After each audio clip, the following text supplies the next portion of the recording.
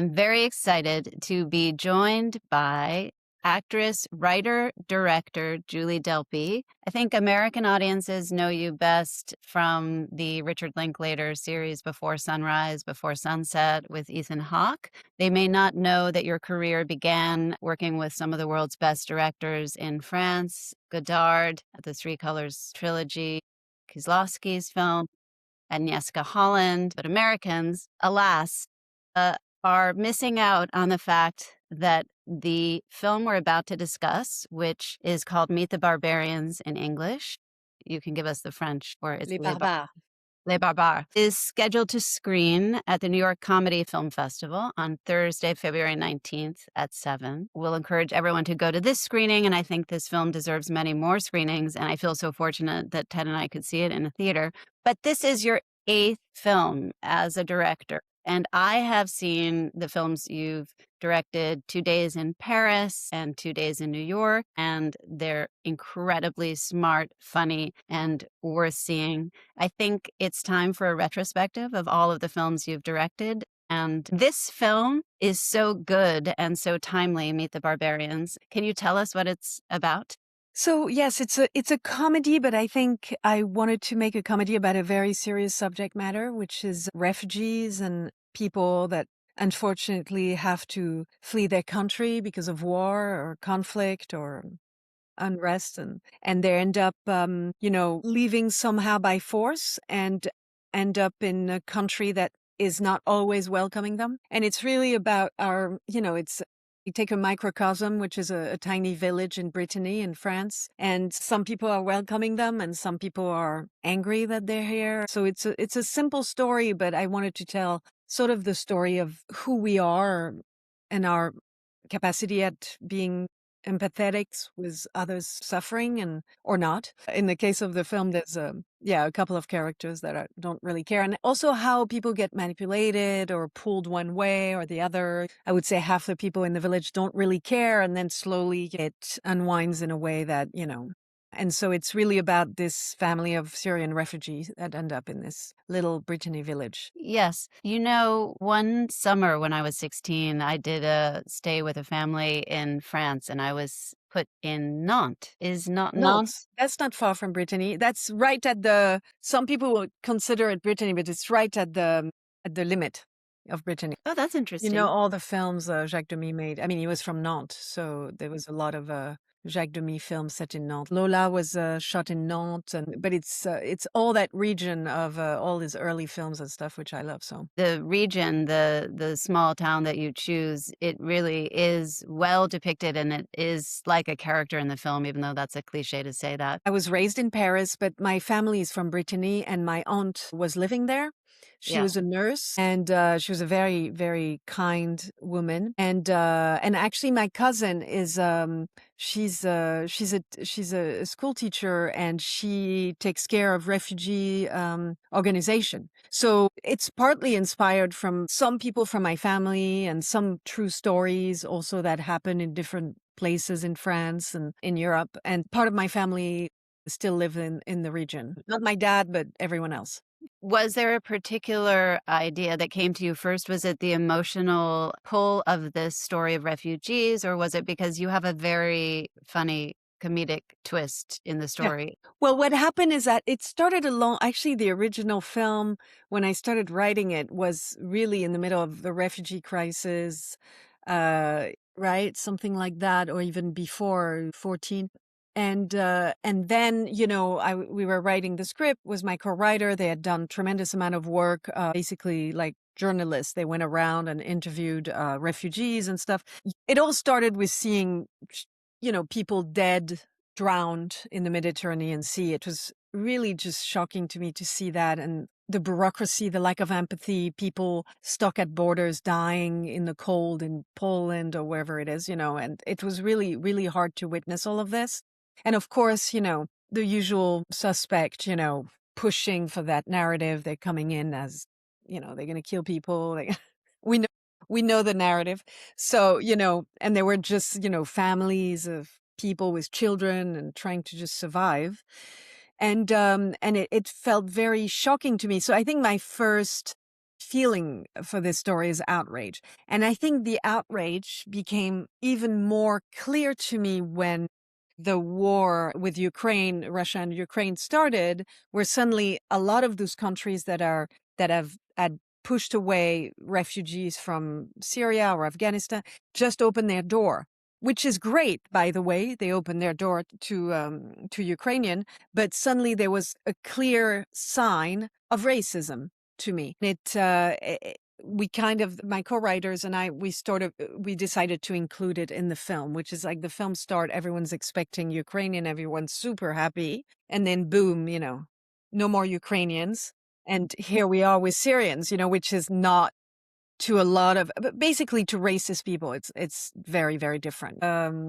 What is it? A double standard kind of empathy. You have more empathy for someone who's blonde with blue eyes than it is for, and it's interesting, I talked to a lot of teachers and stuff that had welcome Syrian kids. And I remember talking to this teacher and he was saying, yeah, it was very shocking for them when the Ukrainian arrived. We had to make a whole presentation about the war and their suffering. And the Syrian were like, but we went through it too, but no one talked about it. Like there wasn't this big deal about it. And I remember the teacher in the village explained to us how he thought the film was so accurate on that level, is that not every refugee is treated the same. It's just horrific that we're so ill-informed in the United States, really. I think you're right. I think it does have to do with racism, and it's our worst behavior that we can't really embrace and allow refugees, and that politicians manipulate it as subject. Well, it's always been the shtick of the far right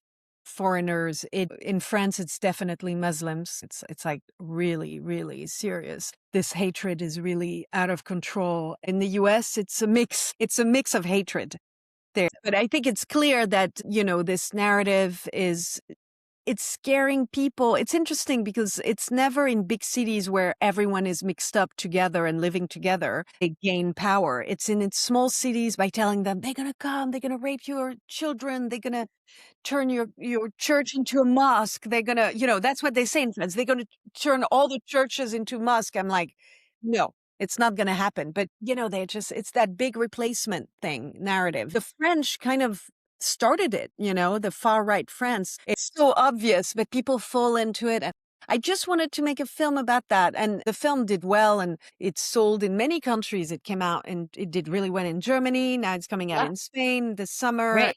And people really love it, and it's really great. But in the US, I haven't found a distributor yet, and it's not surprising. Everyone is kneeling, Hmm. to the power. And I think it's good to have a film that in its own way is very provocative. You know what? Most people on earth, they don't want to fight. They want a home. And I really, want to show this family of Syrian having the problems of anyone else. The young woman wants to fall in love. The couple has their own issues of intimacy. The sister is more traumatized by her past, but she still wants to continue and fight for the well-being of everyone. And I think, unfortunately, manipulation is about demonizing people and dehumanizing people. What you're describing in the storytelling and the characters, they're so relatable, and you do make the refugees feel just like us. And yet you've got this light comedic touch that is maybe making it all more accessible for people where they might have racist feelings. You poke fun at it, in the Well, I smartest wanted to make way. something funny and make fun also of those people that are closed off and angry and racist.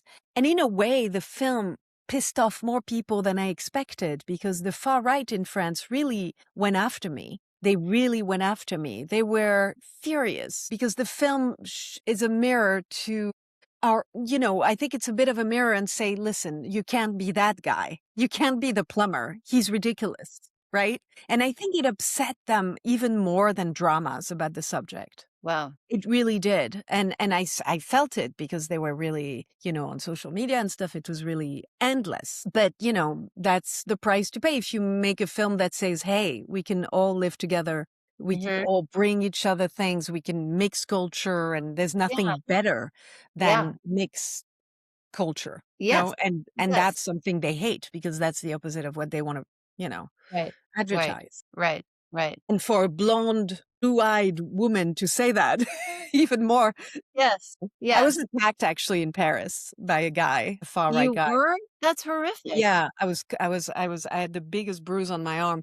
I went to Oh the my god. police. He called me a, I'm not gonna say the name, but anyway, it was obviously a racist, comment and, linked to the film, and I went to the police to show them that I'd been attacked, and they're like, we'll never find the guy," blah, blah, blah, typical Oh my French. god. Oh my gosh, that gives a whole other angle actually to the fact that you bravely put yourself in your films because it can't be easy to write, direct, and act. And by being a face in the story, you're elevating it, obviously, because everyone loves and knows you as an actress first, but then you're making yourself vulnerable to what Well, crazy to people. more hate, but I think if I had just, directed it, it would have been the same because I did quite many TV shows and friends presenting the film, and the subject matter is going to upset people that are this narrative of, the foreigner, the enemy, It's absurd, but racism Yeah. is rooted in geographical and also religious, Yes. since now the Christian fundamentalists are trying to take over everything. I think we need that vision of a better future, which actually your film, this one we're talking about, Meet the Barbarians, does give us. So It's wonder a hopeful film, I it wanted is. to make a hopeful film. Also because in a way I have a kid and I don't want him the world is so bleak right now. There's so much hate, everyone's angry and, the minute they hear, "Oh, we talk about a kid that died in this war," and they're like, "Oh, well, what about that kid that died in this war?" And you're like, "Well, you don't get." It's like, wait. It's almost like So this weird thing to know the suffering of people by talking about the suffering of other people. And like, it's really hard right now to have conversations with people that are not hateful, And this film, it's a bit of a fairy tale, yeah, but I wanted to say, and, actually it's true that in France, there's some villages that welcome some refugees from all sorts of countries and yeah, African countries and stuff. And things went really, really well. So it's not a fantasy. Some place it yeah, went really badly, and what's interesting, it was not necessarily the actual people from the village. It was people from the outside, like I show in the film. yeah, People from the outside that yeah, came in and said, they're gonna rape your daughters, they're gonna take over this. They started freaking out people, but they were yeah. not necessarily from the village originally. They were sometimes from outside. They were sometimes very radical, organized group that do only that Ugh, all day long. They go around little village and they say, this guy who, is taking care of building this house, well, he's going to soon, bring a bunch of wives and soon your daughter will have a burqa, in five it's days. They it just is like freak out ridiculous. people. It is ridiculous, and it is so basic, this idea that And we it's can. so dumb. You Yeah, know what? It's so simplistic, but it it works. is. Yeah. So we're countering this through your Well, beautiful my film. film is the opposite of that. The funniest part of all this thing about pointing fingers and saying, yeah, be careful. They're going to oppress your wife, your children. They're going to turn your wives into slaves and blah, blah, blah, blah, blah. And then there are the most macho, oppressive men saying that. And you're like, wait a minute. You're saying this guy is more dangerous than you. I wanted to show all of this because it's pretty absurd and you can laugh with it, but at the same time I wanted to make a film at the end that you're moved by the story and by the hopefulness of that there is still hope. It's a beautiful ending, actually. It's incredibly well directed. To land comedy may be the hardest genre. I don't know if you feel that's most challenging, but you seem to be fearless in taking on these challenges. And I wonder how, as a director, you went about directing this movie. So, because it's so difficult to do a film that's at the same time emotional at times and Yeah. sometimes funny. I think a lot of the work was done first writing on set with the actors and then in the editing room. We always, it was like walking a fine line. Okay. For example, there's a scene where they show what they've been through, where the sister who has a missing leg explains what happened to her and her husband and stuff, the hospital being blown up. And you know, I realized something very quickly. If we show those images that, by the way, we've seen too many times, and in a way, it's been so much that our brain is almost numb to visually seeing suffering. I decided to not show, to just have sound, for example. And to me, that was important because if we had shown it, then it becomes voyeuristic. And I just wanted to see those people seeing it.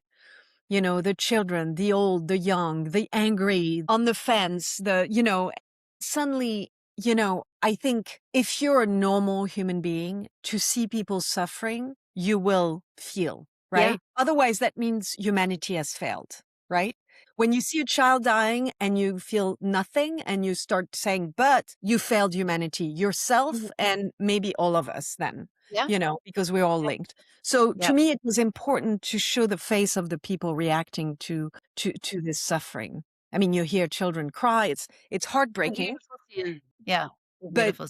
to me, it was important to find a way. And if you show it, you also lose. You become melodramatic and stuff. I wanted to always feel that, okay, you have comedy, but then you go into this emotions, but you don't go all the way into the big, huge drama, You don't show all of it. It's horrifying. And that's how we walk the line constantly with this film. It's funny, but then, you have a scene on a beach at one point. I'm not going to say what happens, but it's very funny. But then, when it happens, I mean, I always cry watching my own film, but I cry watching that scene. It's the scene with on the beach with everyone, and to me, it's hard. It's a hard thing, and what's hard with comedy is that you don't get really rewarded. Also, because in a way, people think, oh, it's just a funny film.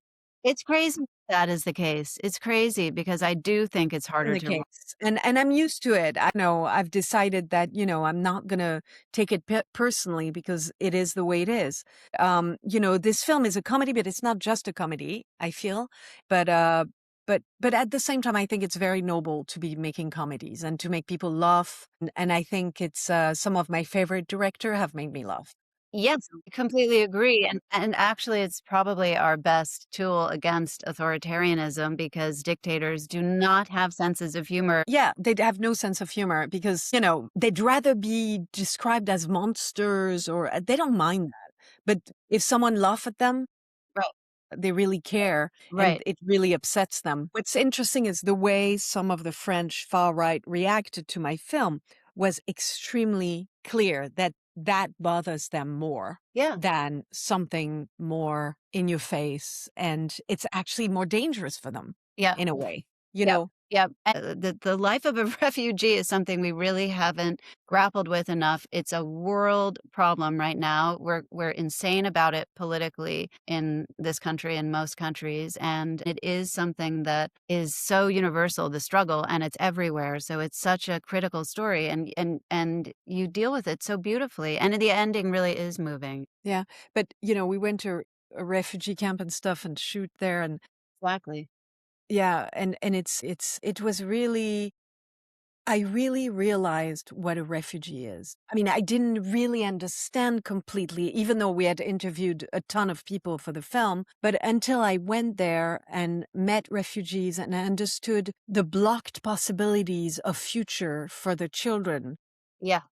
they're all dreaming of being doctors. I spoke to a ton of children there. I tried to film them, but then they stopped me, the Jordan military, because it was under military supervision. So this is the Syrian refugee camp in Camp, Jordan, the and largest refugee camp is visits. Yeah. 80,000 people. It's absolutely gigantic, and it made itself very quickly. And the Syrian border is like 10 kilometers away. And at the time where we shot, there was, tanks from al-Assad. So it was very militarized because obviously, they can't have Syrian, al-Assad people come in the camp and kill everybody. So it was under major military supervision. What was interesting to me is it broke my heart to see all those children with dreams, but with so little, because you know what happens with refugee camp. At the beginning, you have a lot of people, the UN is there and all that stuff. And then eventually things start to slowly wear out. There's less and less hours of school. There's less people available. You sort of forget about them. And it was a little bit hard to see that they were going to school only for a couple of hours. Most of them, I mean, it was hard to hear that from one of the translator. She said to me, at one point I was like, what are they talking about? And she said to me, well, they barely have words to express themselves, the kids.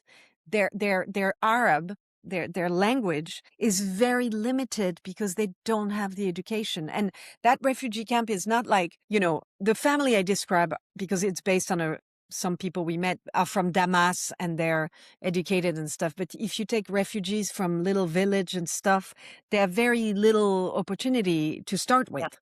with. So it was a little sad. And at the time we didn't know Al-Assad was going to fall yet. And, we were like, how long are they going to be there? They've been there for 12 years. Oh All my those God. kids were born in the camp. They're Oh born my, in this camp where they can't get out. They can never get out. oh my God. Never get out. That's a refugee camp. They can never get out. A few parents were allowed to go work in the city next door, but it's like very, very limited life. And they didn't make a whole society for themselves, and they have a great street full of shops and things. I mean, life continues, life is not, and those kids are just amazingly beautiful, every single Yep. one of them. Yep.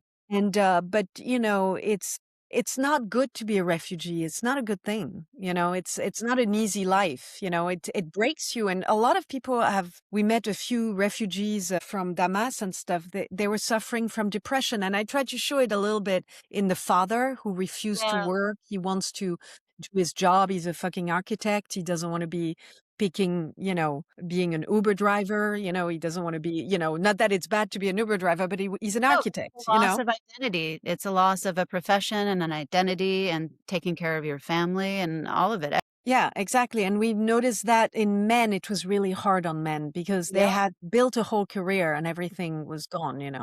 And women, even the one that had built a whole career, I wouldn't say it's a general thing, but they were more okay with, okay, I'm going to go pick artichokes, I'm just going Yep. to do what I need to do. Yep. Somehow women, and we saw it was not a general thing, but we saw more of a trend. That's why we put it in the film. She's Yeah. more of like, I'll do whatever it takes, Yeah. I'll work for that old disgusting man. Yeah. What's his name in the film? I forget the name I gave him. My dad plays the farmer. About that. But that's exactly where I was thinking to go next was that we have like really clearly well-drawn characters who are from Syria, but then you have the French characters who are fantastic. And I wonder how you cast them and your dad is terrific in it. And He's an old farmer who's actually sort of left wing and sort of open. I mean, I think he's open for them to work as long as she's pretty. It's like I just wanted to make a character that's kind of funny and endearing and he hates the racist guy. He thinks he's an idiot and he'll do anything to get on his nerve. So just hiring the Syrian lady is already obnoxious, and he does much worse. He actually gives a house. So, it's like he does everything that the guy, it drives him insane. I really had fun also. I mean, my dad was so much fun to work with again, and I hope to work with him again. I'm hoping I wrote something for him, but it's really hard to put together, especially in France, because again, it's political. So the it's sausage tricky. sausage scene in 2 Days in New York is too funny. Oh, yeah, yeah, yeah. It's like sausage everywhere. But that's the kind of thing. My dad was arrested at the border. I mean, because he had Cuban cigars. It wasn't sausage, but it was Cuban cigars. Because It's you're funny. not allowed in America to have Oh, Cuban yeah. cigars, right? So, and in France, that's the only thing people smoke. Yeah. So he was arrested, yeah, and they took his cigars. He was furious. I mean, thank God it wasn't now, because he would be in jail for, I don't know, you would be sent to whatever detention. Right. This is so horrifying. Anyway, I So can't even talk about it. well, so But back like, to, Nantes, it's not Nantes, Brittany, the town is it's called Pimpon. And it's Paimpont, actually called Pimpon, which is okay? very funny in French. And it's a medieval town. It Yes, looks a lot like Ireland because Brittany looks a lot like Ireland. You know, it's black stones and stuff. There's a lake there. yeah, By the way, that lake was famous because people say it was one of the lake, in the myth of Arthur and the Round Table. The French say it happened in France, the British say it happened in England. So the myth of that lake is famous in France because it's supposed to be a magical lake. And, the only problem we had shooting in this town in the yeah, summertime, it's a yeah. pèlerinage for That is druids. bizarre. They go Really? and they A pray to the pilgrimage? nature and stuff. Oh my gosh, So you have interesting. you have people walking barefoot with like sticks, dressed as like you know um with capes and like Is medieval it stuff. It's Merlin, like Merlin.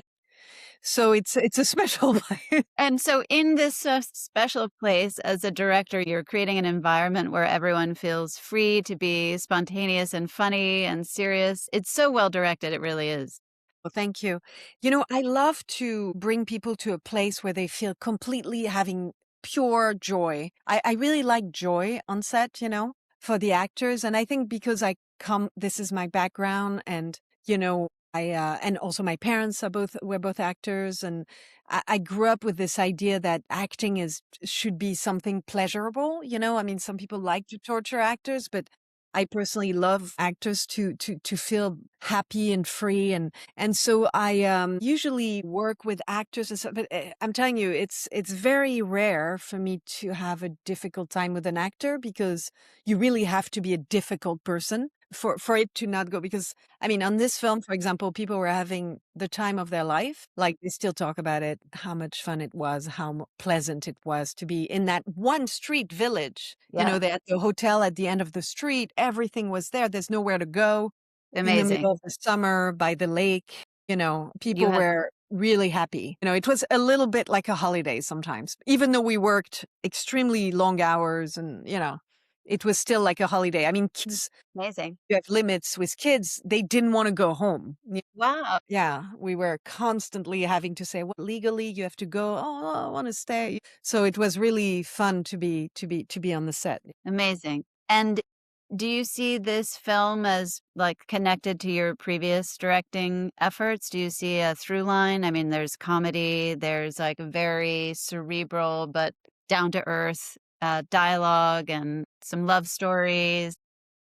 Yeah, yeah, yeah. Well, because I like such different kind of films. I mean, my taste in films goes from, Fanny and Alexander to Star Wars with, Godard in between and comedies. I love French comedies from, the 30s and 40s, like the La Règle du Jeu, the Oh, yeah, rules the of the rules of the game. game. But also dumb comedies I like. I like very, very, very different kind of cinema. It goes from sci-fi to very serious intellectual films to comedy to love Mel Brooks. And you have directed films in France and here in the US. Do you feel there's a difference? Do you feel that either Hollywood or independent environment here has made it easier or harder for you? Or as a woman director, do you feel there's less It's support? it's much easier for me in France as a woman director, I would say. Also, I think, I mean, I didn't have a bad experience. The two things I shot here was 2 days in New York. It was a little expensive for what was on camera. Like I felt, the weight of production in the US is a little more important. And in France, you can get away with just making it for very little and not have a whole, like 2 days in Paris, we had €500,000 to make the film. We shot in 17 days. But for example, 2 days in New York, there were so many rules. No, you can't have this, you can't have that, you can't have this, you can't have that. Like we were always like, I mean, I wanted a scene on top of the Empire State Building, and no, you can never shoot there ever. So I went with a still camera and took pictures of the cast there, and then I made a montage with photos. Right. You can't Brilliant. shoot there, you can't shoot during this because you can't film strangers, otherwise they're going to sue us. And we ended up filming in places like I sometimes had to go against the rules because there were so much rules, right? Yeah. Yeah. It was hard. On my TV show on The Verge, we had the same, but it was a little less. Well, in a way, we were shooting during COVID, and I think it was a weird time. Like, I think people forgot about us, and Yeah. probably people thought we were going to shut down anyways. And we were the tiniest production ever in the history of TV shows. I mean, I thought that the difference with shooting in France was supposed to be you get 3 months to shoot an independent film, not 17 days. That's brutal, 17 days, and that's also more like indie film in New York or I Yeah, mean, in yeah. But yeah, yeah, yeah. So, well, y because it was my first film, my other films I shot in 30 days, so yeah, it was yeah, more comfortable, but I don't think I yeah. had much more than that ever.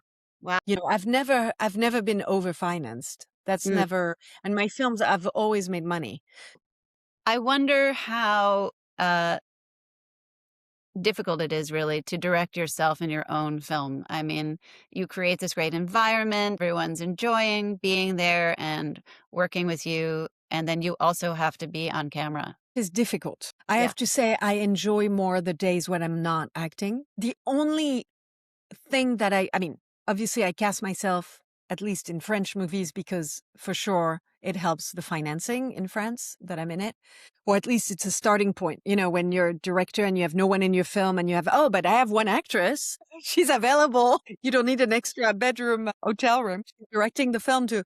No, no, but it's hard. It's really hard. The positive side is that maybe my energy, especially for the comedies, kind of goes into with everyone. Suddenly everyone starts, I sort of am the locomotive, I'm the engine Yeah. that drags everyone into this kind of energy of chaos, right? Because I love chaos. I love filming chaos. I think it's full of life and it's fun and it's exciting to watch, people fighting, people arguing, people giving birth and with 100 people and, all that stuff. For me, that's life, that's fun. But it's hard. It's hard. And I would love next film to not be in it. You know what I mean? It's something I would like to move on into more and more directing. And I could still be acting in other people's film, but the truth is I would love to, for my films, to be only directing. Yeah. I And mean, I'm let's not just saying say only directing, it's a lot, but yeah. I yeah, mean, it's you're I'm telling you, when I had to direct the Syrian family and I was not in the scenes, or the couple, the plumber and the nurse scenes in bed and stuff, all those scenes, for they're me there. it was such a freeing moment for me to not be in the scene, to not Yeah. have to worry about being in it and acting and all that. So that's something I want to move to. I have many projects, one in particular, but I'm not going to talk about it. Okay, we won't reveal. We'll keep It's a this a bit of secret. a secret. I write all the time. I write different things. I write comedies. I write darker stuff. I write weird films. I write all sorts of things. I have so many things I want to do, and I want to do different things from sci-fi to horror to anything. I'm open to anything as long as it's not Yeah. a sappy, bad romantic story. Because there's nothing that annoys me more than selling people a fake idea of love Yeah. and of kind of a cheap. To me it's really manipulating people to do that. So every time I've written about love on the Before series, on 2 Days in Paris, I always try to go in a direction that's more truthful. Is. People fall in love. I mean, I just think some of those romantic comedies or romantic films are so simplistic and Yeah. They're and actually fake. probably they are, and they're selling women especially an idea of romance that they think they should aspire to or have. It seriously impacts culture. It does. It impacts gender relations. It impacts the way people Because it's part of a, to me, capitalistic system in a yeah. way. It It feeds the is. system in the worst way, and it makes people really miserable. It does. Because, I see people that have are expecting something or, you know, Yeah. I mean, I'm even not a big fan of Valentine's Day. You know what I mean? It's like, why? One day to Yeah. celebrate. Let's celebrate every day. Let's celebrate Right. when we're Yeah, together. you're right. You're I right. hate systems that tell you, oh, this is a great moment. You're supposed to be happy. And you know what? That day you're not happy, Yeah. and usually, you're like, "Oh, but I didn't get the flowers." I can't deal with that. I It's got so good married actually. with my husband at the courthouse, the courthouse of LAX. And the lady that married us had tattooed on her neck. And this is it. This is great. I mean, it lasted 30 seconds. Yeah. Yeah. My husband was almost arrested because he crossed the yellow line of something. He did something that wasn't right. Hilarious. So it was really, really funny. And I think the couple before us, and sadly for them, I think the guy was in jail and just out for a couple of hours. And then the people after us, it was like this weird family with 40 kids or something. I don't know what the heck was going on there. But anyway, it was really, really great. My idea of romance is never this idea that is being sold to us in films. And it actually bothers me.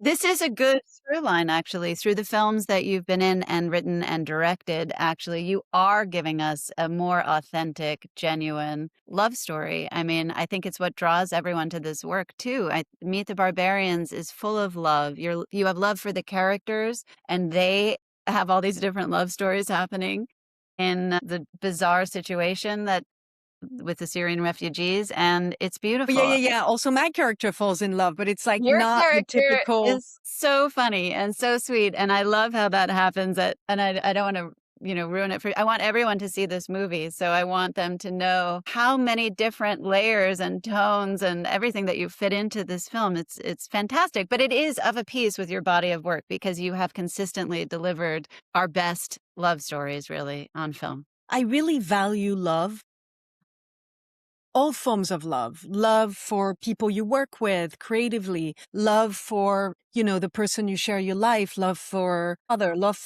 your mother. I mean, for people around you or for strangers too. It's too special and simple at the same time of an entity for me to want to make it something, somehow it cheapens it, all of it. Exactly. That's beautiful. Brilliant. Thank you so much for coming and talking about this. This is not the last word I should say. Coming and talking about this. It's so weird to say thank you for joining me here. Like, where are we? We're in our laptops. This was really Thank you. great. Thank No, you. thank you. No, thank you. Huge honor. And I really want everyone to go see your films. It's February 19th in New New York. York. We're going to make sure there's a retrospective of all of your films, of the films you've directed. So we'll make sure this happens and that more people see your film and more screenings happen. I hope we make this reality. Thank you, Julie. Thank Okay. you. Thank you. Take care. You too.